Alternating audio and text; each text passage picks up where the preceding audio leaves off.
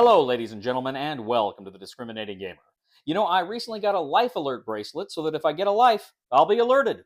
Ladies and gentlemen, today we're going to go ahead and take a look at the Battle of Khalkhin Gol, July-August 1939, from Princeps Games.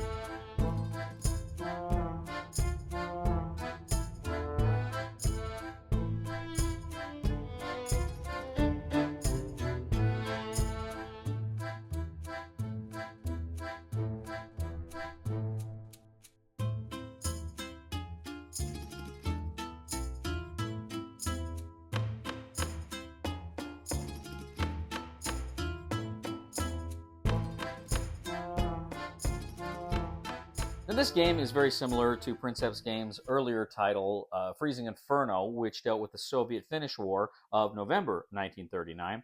And this game, of course, is very similar in the way it plays, in a lot of the interactions and systems, but there are some new things this game brings to the table. Let's take a look. So first of all, you have the map, and during setup, you can kind of do a few different things to set up. There's actually kind of a solo rules for how sites can set up, and you can actually each site can kind of randomly pick one of the pages and say that's my setup. That's what we did, and then you can go ahead and you can set up your side according to those rules. You have, of course, infantry, artillery, tanks, cavalry, and then of course your headquarters units. So these are kind of the basic units of the game. Now, basically, how the game works is you have stacks of units, typically 5 units deep, 5 counters deep. And what you're going to do is they all have a movement rating, an attack, and defense rating. Now, this game takes place over 8 rounds. Now, each round, you're going to have a number of event cards. You're going to select one for each round, random. And so each round, you're going to draw the event card for the round, and that's going to kind of set the conditions for the round.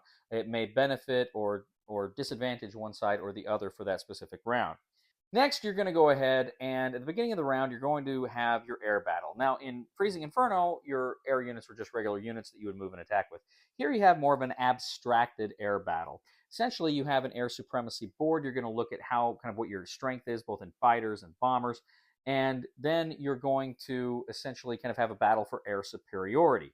Now, I'm not going to get really into the weeds of how this functions. Suffice it to say, you're going to figure out your strengths. You're actually going to draw cards. You've got cards that have, I think, 0 through 8.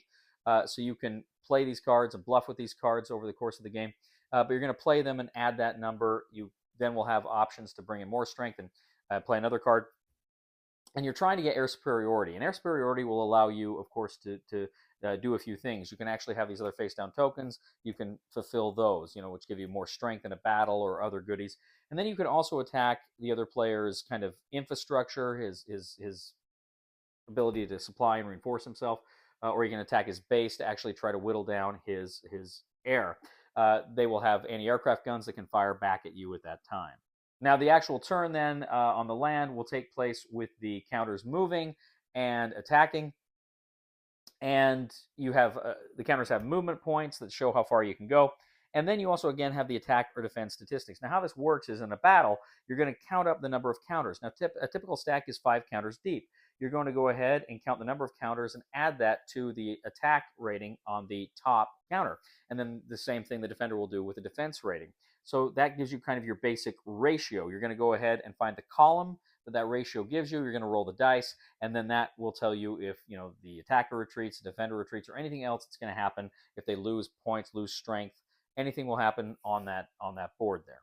So players are going to go ahead and play through one side or the other, attempting to do that. Now, what the idea is, you've got victory kind of cities on the table, and you're trying to get to each other's victory cities and victory locations. So you're trying to push through and try to get to those locations. Now, you also do have HQs on the board, and your HQs are responsible for kind of giving direction and supply to your units. If ever a unit gets too far away, I think out of 6 hexes, they're no longer in supply, and their kind of statistics are curtailed. Now, also, too, you have another interesting thing here in Battle that we didn't see in Freezing Inferno, and that is you have commander cards. Now, you have these, you can choose the commander card, and they give you various abilities, but only to certain units. Some of your units actually have little medals on them, and that shows that that commander can actually help that specific unit. And usually what it is that unit cannot roll below a certain number in combat, can't get lower than a certain number in combat, so obviously that is going to help them quite a bit. Now, every few rounds, you're going to have kind of a reinforcement phase. Now, depending on the areas you control on the board, you're going to have access to money, supplies. You're going to go ahead and get those supplies, and you can spend those to actually bring in reinforcements onto the board. You can also regroup units on the board, try to get them up to strength. So players go back and forth. They are fighting those air battles. They are moving their land units. They are engaging in combat. They are utilizing their commanders. They're rolling the dice, and they're attempting to push through to the enemy's victory cities. Now, as soon as the Soviet player is able to capture 5 of the Japanese victory cities while still holding at least 4 of theirs, they will instantly win the game. Or if they take a specific city, Namahan, I believe it was called, they will win the game. Meanwhile, the Japanese, if they are able to hold and prevent the Soviets from gaining their objectives, or if they are able to take one of their own specific victory cities that the Soviets hold at the beginning of the game, then they win. So whoever gets their specific victory conditions wins the Battle of Khalkhin Gol, July-August 1939. We'll get back to the review in just a moment. I want to take a minute to ask you to check out my other channel, that is Cody Carlson, PhD, where we talk about history, books on history, military history. I even post some of my lectures for my classes on there. Please check that out. Please subscribe to that channel. And now, back to the review. Okay, so first of all, I was a big fan of Freezing Inferno. I thought that's a great game, very fun war game based on the Soviet Finnish War of 1939, which I haven't seen a whole lot of games on.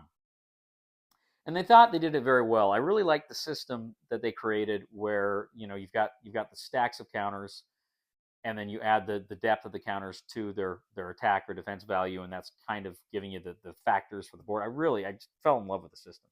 I also, too, I'm interested very much in this Battle of Khalkhin Gol. This is kind of where Georgy Zhukov really made a name for himself, and of course he would later go on to be one of the great generals of the Soviet Union in World War II.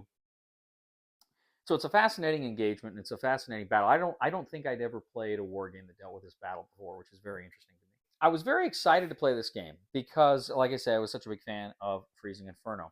And I'm very happy to see the basic system of the units is the same. It's very similar, but it's got this new tactical puzzle you're dealing with here, or operational puzzle you're dealing with, which I really, really enjoyed.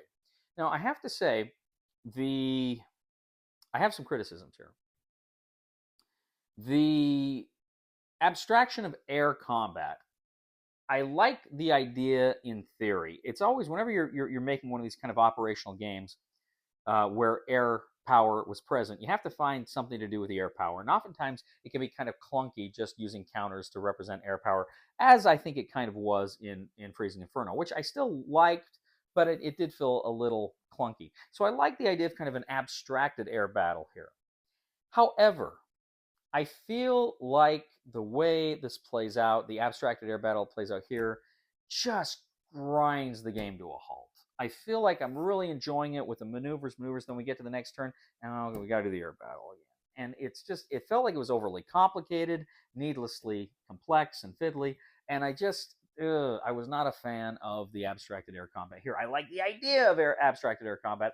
I just think it felt like it was just too much. It felt like they could have simplified that here, and it would have worked much better. Also, too, probably my biggest criticism, well, the air is probably the biggest criticism, but the next biggest criticism is a criticism I have with Freezing Inferno, and that is the rule book is not very good. It's not intuitive. Finding things in this rule book, it's got an index up front, but it's only so helpful. There's a lot of concepts and ideas that we're struggling with, like the on your airboard, it's got the anti-aircraft guns, and there's 2 sections there for the supply and for the air bases. And we didn't fully. I mean, we're searching and searching, and maybe it's there, but we couldn't find it. Uh, do we? How do you get more of those, or can you move? Do you shift those back, or do they cover both of those things? We didn't know. And again, the fact that we spent a lot of time looking in the rule book to find it, and we couldn't. So even if it's there, that's a sign of a bad rule book that you can't find these things. And we're two relatively intelligent guys. So that was disappointing, but there's a lot of that in this rule book. It's just not, I think, very well laid out, and it's just not very helpful like you need a rule book to be. Now, again, with that said, it's a pretty simple game, aside from the air combat. It's a pretty simple and straightforward game.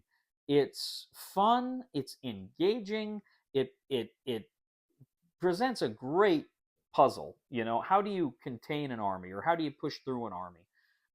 It does a really good job here, and I was really excited to finally get this to the table, because I've had it for a while, and I just, for whatever reason, I wasn't able to get it at the table. I was really happy to finally get it at the table, and on the whole, I had fun with it. But as I say, there are some issues. Despite those issues, I'm going to give this a 7 out of 10 on the Cody scale. I really enjoyed it. I had a lot of fun with it. I think, all things being equal, I probably think Freezing Inferno is the better game. The Battle of Khalkhin Gol still does a great job of giving you a wonderful operational World War II era game experience. I had a lot of fun with it, and I think most people will. So I think, again, a 7 on the Cody scale. It's a fun game. Well, thank you once again for joining us today on The Discriminating Gamer. As always, we'd ask you to please leave a comment here on YouTube, on Board Game Geek, on our Facebook page, or on Twitter. Please like us on social media. We really appreciate it. Please like and subscribe to us here on YouTube if you haven't done so already. We'd also ask you, ladies and gentlemen, to please give a thumb to this video on Board Game Geek. That helps us out a lot. And if you really like the content here, I'd ask you to check out my other channel. That's Cody Carlson, PhD, where we talk about military history, books on history, fun things like that. I even share some of my lectures on that channel. And also, too, if you really do enjoy this channel, I would humbly ask you to click on the Super Thanks button and leave a tip. I recently read about a fire at a shoe factory. I keep thinking about all those lost souls. Please somebody help me on my feet again, and I don't know where I'm going, and I don't know where I've been. Please somebody help me on the solid ground. It's a long time, and I'll be dying. Once a year I wind up in the band. God knows that I love to fight. I stand firm in the belief that Star Trek: The Next Generation is better than the original series any day of the week.